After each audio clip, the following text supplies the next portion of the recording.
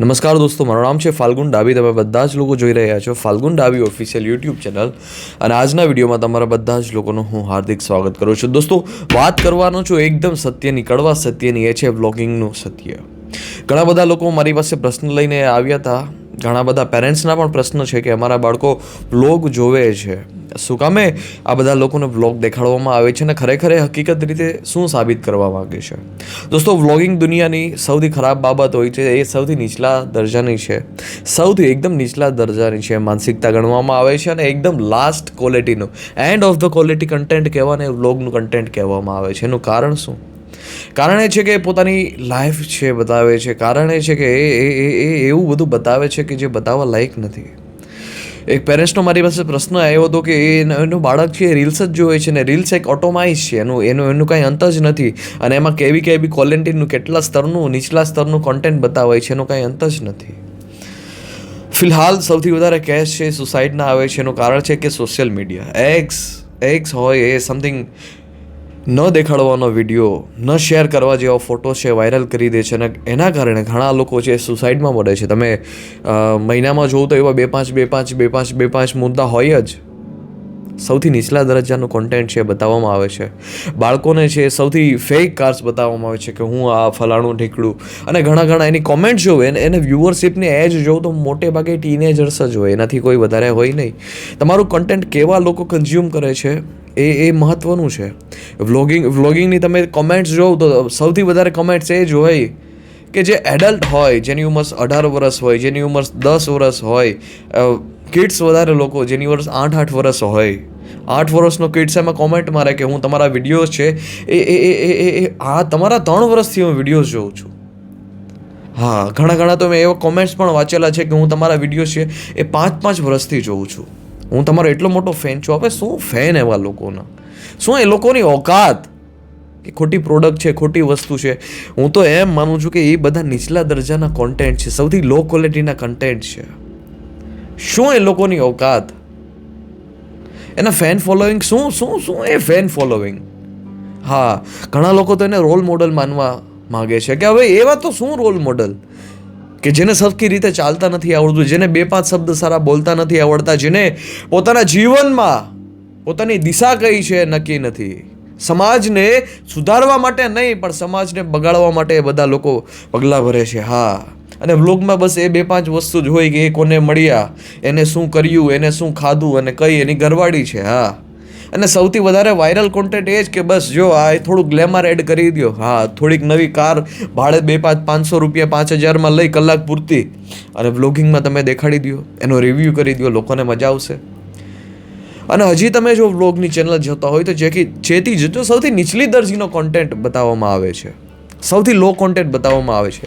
તમે એવા લોકોને આઈડલ બનાવો છો, પછી તમારું જીવન શું ખાખ બનવાનું છે? ભગતસિંહને આઈડલ બનાવો, સ્વામી વિવેકાનંદને આઈડલ બનાવો, એ બધા મહાપુરુષોને તમે આઈડલ બનાવો, રતન ટાટાને બનાવો, બિલ ગેટ્સને બનાવો, બરાક ઓબામાને બનાવો, તમે એલોન મસ્કને બનાવો. હા, ચંદ્રશેખર આઝાદ, ભગતસિંહ. શું કંઈ સફળ માણસોની કંઈ કમી છે આ દુનિયામાં કે તમે એવા 2% લોકોના વિડીયો જોવો છો કે એ તમારા જીવનમાં કાંઈ વેલ્યુ નથી એડ કરતા? દુનિયામાં સૌથી કિંમતી સમય છે, સૌથી કિંમતી સમય છે. અને તમે એવા 2-5% લોકોના જીવનમાં શું હાલે છે, ઘરમાં શું હાલે છે, અને તમે જો એવી માનસિકતા લ્યો છો કે જે એ વિચારે છે, એ કરે છે, તો ધીરે ધીરે તમે એના જેવા જ બનવા માંડશો.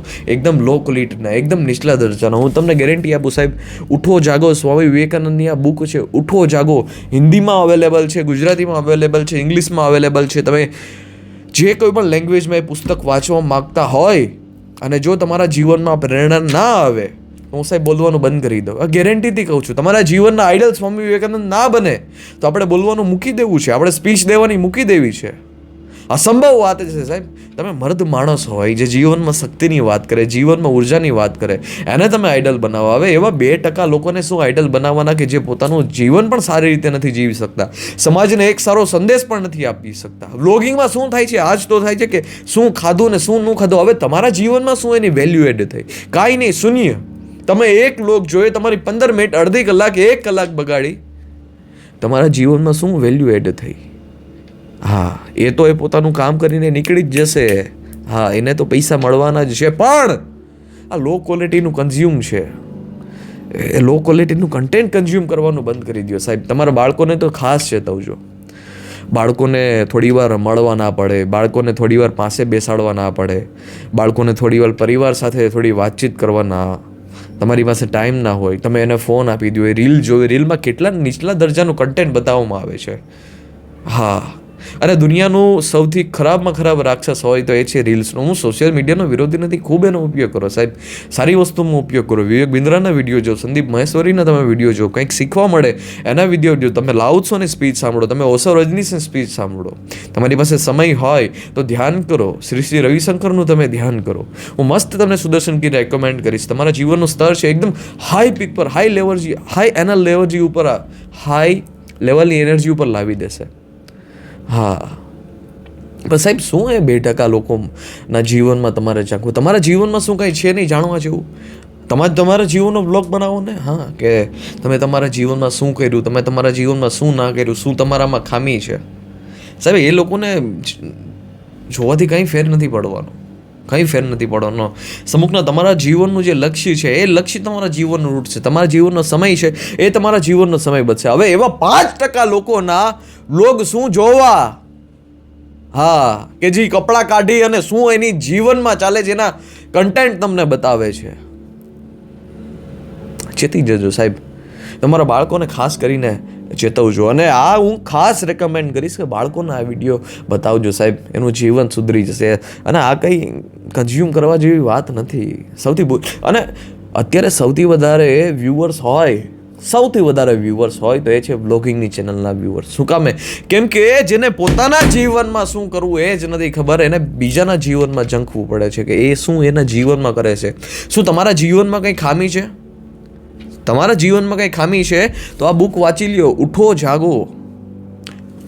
અદ્ભુત બુક છે, બેસ્ટ ક્વોલિટીનું, એકદમ પીક પરનું કન્ટેન્ટ આ બુકમાં છે. અને જો સાહેબ કોઈ એક બાળક છે આ ચોપડી વાંચી દે અને એનું જીવન ના બદલે, પોતાના જીવનમાં આ બુકમાં લખી એ બુક પોતાના જીવનમાં એના શબ્દ છે, એનું કન્ટેન્ટ છે, કન્ઝ્યુમ કરી અને પોતાના જીવનમાં કંઈ બદલાવ ના લાવી શકે તો સાહેબ બોલવાનું બંધ કરી દેવું છે. આટલી ગેરંટીથી હું કઈ રીતે કહી શકતો હોય? ત્યારે અભ્યાસ કર્યો હોય, ત્યારે પોતાના જીવનમાં એપ્લાય કર્યું હોય ત્યારે. હા, અને બાળકોને ખાસ આ બધી વસ્તુથી દૂર રાખજો સાહેબ. હું 5 વર્ષથી આ વ્લોગના તમારા ચેનલ જોઉં છું. હવે એ 5 વર્ષમાં ક્યાંથી ક્યાં પૂગી, એના જીવનમાં શું નીચલા સ્તરના એને કામ કર્યા છે, સમાજને શું નુકસાન પહોંચાડ્યું છે. ઘટે છે સાહેબ, હજી ઘટે છે સારા લોકો આ દુનિયામાં કે જે તમને સત્ય કહી શકે, ખુલ્લી રીતે કહી શકે, બિયા વગર મર્દની રીતે કહી શકે. સાહેબ વ્લોગ જોવાનું બંધ કરી દેજો સાહેબ. તમારું એમાં કાંઈ ફ્યુચર છે જ નહીં, તમારું એમાં કાંઈ ભવિષ્ય છે જ નહીં. વ્લોગમાં જો સારી એવી તાકાત હોત, વ્લોગમાં જો કંઈક કરવા જેવી વાત હોત તો આજે મુકેશ અંબાણી છે, રતન ટાટા છે, એલોન મસ્ક છે, તો એ જ ધંધો ના કરતા હોત. એમાં કંઈક કરવા જેવી વાત હોત તો બિલ ગેટ્સ, વોરન બફેટ આજે પણ 500 પેજ વાંચે છે. એનું કારણ શું? એને ખબર છે. આજે પણ એ પોતાનો ઈમેલનો યુઝ નથી કરી શકતા, કરતા જ નથી. આજે પણ એ કીપેડવાળો ફોન વાપરે છે. કારણ શું? એને ખબર છે કે જે બુકમાં છે, જે ચોપડીમાં છે, એ નીચલા દરજનું કોન્ટેન્ટ આ બધું સોશિયલ મીડિયાના ફલાણા ઢીકણામાં છે. એને ખબર છે કે બુકમાં જે કન્ટેન્ટ છે ગોલ્ડન કન્ટેન્ટ છે.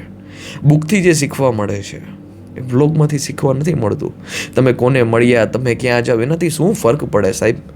છે તો બધું નીચલા દરજ્જાનું કોન્ટેન્ટ ને. તમારા જીવનમાં કાંઈ વેલ્યુ તો નથી એડ કરી શકતી ને. 5 વર્ષ કન્ટેન્ટ જો તો તમે જીવનમાંથી ક્યાં પહોંચો? નહીં, તમે જીવનમાં ત્યાં ને ત્યાં જુઓ. સમૂહને તમે નીચલા દરજામાં આવી જાઓ છો, સમૂહને તમે તમારા જીવનને છે એન્ડ તરફ લઈ જાઓ છો. હા, આ સચ્ચાઈ મારે તમારી સામે નાખવી એ મારું ફરજ છે. ભારતનો નાગરિક છું અને હું ઈચ્છું છું કે કંઈક થોડું ઘણું તો સારું કરીને જાઉં, અને આ ઉદ્દેશ્યથી ને આ લક્ષ્યથી જ આગળ વધું છું. અને જ્યાં સુધી જીવીશ ત્યાં સુધી મારે આ જ કામ કરવાનું છે કે શું બેસ્ટ છે એ વસ્તુ દેવાની છે, અને શું સત્ય છે એ વસ્તુ બિયા વગર તમને બધા લોકોને કહેવાની છે. એમાં ડર શેનો, બીક શેની સાહેબ? સત્ય બોલવું એમાં બીક શેની? ખાસ કરીને આ બાળકોને તમે જબરદસ્ત રીતે શેર કરી દેજો. તમારામાં જેટલા સર્કલમાં બાળકો હોય એ બાળકોને આ વિડીયો જરૂર બતાવજો. એનું જીવન સુધરી જશે સાહેબ. લો ક્વોલિટીનું કન્ઝ્યુમ છે, લો ક્વોલિટીનું કન્ટેન્ટ કન્ઝ્યુમ કરવાનું છે બંધ કરી દો, તમારા જીવન સુધરી જશે. અને બાકી કંઈ આ વ્લોગિંગની દુનિયામાં રાખ્યું નથી સાહેબ. કરવા જેવી બાબત હોત તો સદગુરુને છે બધા વ્લોગિંગ જ કરતા હોત આજે. હા, ગ્લેમર ખોટે ખોટું બતાવવામાં આવે, ખોટે ખોટી ભાડાની ગાડી બતાવવામાં આવે. 2-5 પતિ પત્ની હોય તો મિલિયન્સમાં વ્યૂ જાય. શું કર્યું, શું નહીં, ક્યાં ફરવા ગયા, શું ખાધું. તમારા બાળકના જીવનમાં શું વીતે છે સાહેબ, એ તો વિચારો. ચેતી જજો, હજી ચેતવવાનો સમય આવી ગયો છે, ટાઈમ હજી ગયો નથી. સો જેટલી વહેલી રીતે તમે સમજી શકો એટલું તમારા માટે ફાયદાકારક છે. આજના વિડીયો માટે ફરી મળીએ આવા વિડીયો સાથે. ધન્યવાદ. જય હિન્દ, વંદે માતરમ. અને હજી સુધી તમે જો આ ચેનલને સબસ્ક્રાઈબ ના કરી હોય તો જલ્દીથી સબસ્ક્રાઈબ કરી દો. Falgun Dabhi official YouTube channel. મળતા રહીએ આવા વિડીયો સાથે.